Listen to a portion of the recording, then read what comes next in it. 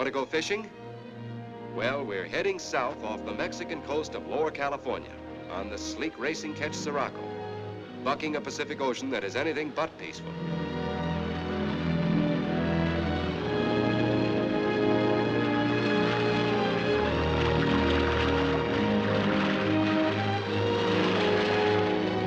Riding out the storm, the Sirocco is dressed in billowing canvas for a more leisurely cruise through one of the world's finest fishing waters. Below the keel of that trim racer is the evidence to prove there's plenty of fish in this ocean. The big fellow coming for a camera close-up is the giant ray, and quite a slice of fish.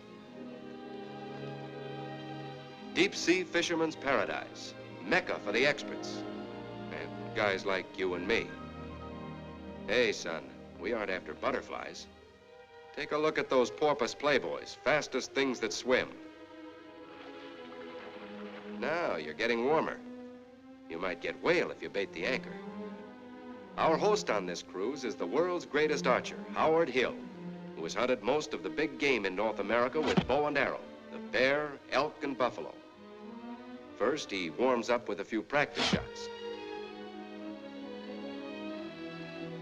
And now, Howard will cut the string holding that life preserver. At least, he hopes he will. A little to the right, or was it left? The sharp arrowhead must hit smack on the line. Oh, that boy seems skeptical. He'll find out. Now, in slow motion. Bullseye, and a ringer, too. That was only a warm-up, preliminary to a crack at some flying fish, which we'll need later to bait the mighty marlin swordfish out from the deep.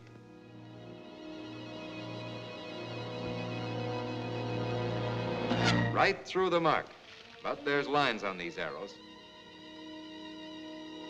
A hit, and that one can be retrieved. Here's the last in slow motion. Another bullseye, and a difficult target from a moving boat. By drawing in the line on the arrow, the prize is brought to deck. In reality, these fish don't fly. They leap from the water and glide on those extended pectoral fins. Nature's perfect streamlining, a living, breathing model of our giant air clippers. Say, where's our amateur? Oh, there he is, and he's had luck. That is, if he hasn't hooked our rudder. From where I stand, it looks like just another of those big ones that got away. Fisherman's folly. Hey, not even a flying fish can get that hook now. Ah, but this Howard Hill is a handy man to have around. Another bullseye, but just another practice shot in preparation for big game. The blue marlin, our real objective. This sword-wielding killer, terror of the deep, will be hunted by bow and arrow for the first time in angling history. For this battle, Hill has designed an arrow harpoon, adapting a lily iron type arrowhead, fitting on the regulation shaft, as deadly a weapon as the sword of the marlin. This type of hook the marlin can never throw. But to get a line on it, considerable slack is drawn out from the reel and rod, and the end tied to this harpoon head. The objective again is to play the swordfish with regulation rod and reel, after Hill has harpooned the killer. Yes, after he has harpooned an object which spears through the water with express train speed. The marlin, like the tiger of the jungle, will not tolerate a rival nor hunt in packs. His food must be alive, killing immediately before dining, and always alone, a real killer.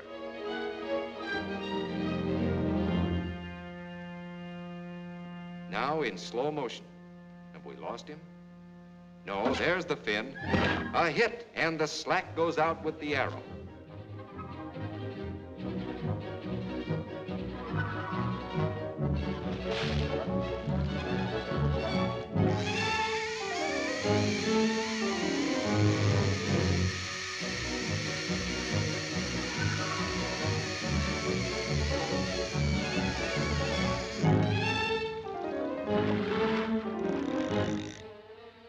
Look at that pole bend. There's 260 enraged pounds fighting against that line. No wonder this finny hurricane is feared by everything that swims and respected by every sportsman of the rod and reel.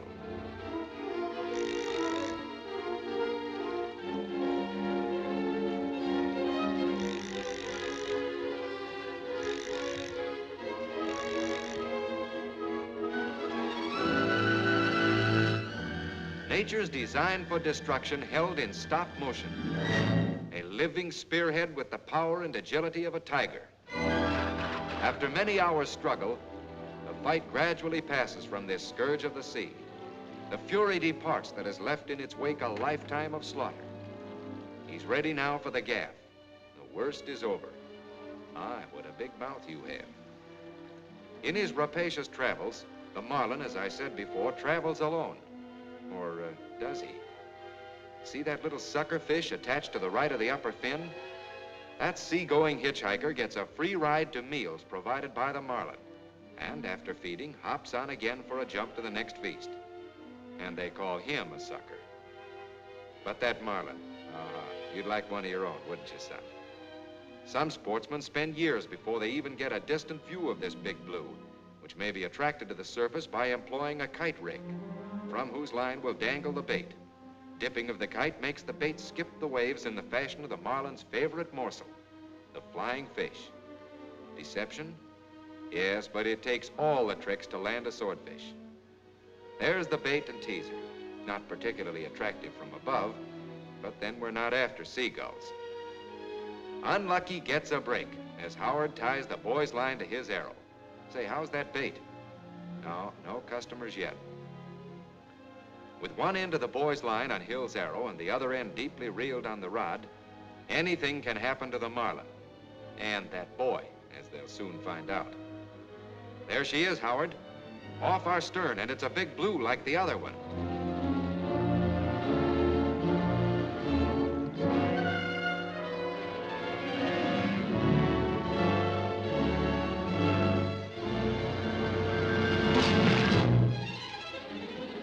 Uh-oh, buck fever, and a mighty lucky thing there's plenty of slack. Buck fever or no, it's the small boat for the boy and a real chance for his first marlin.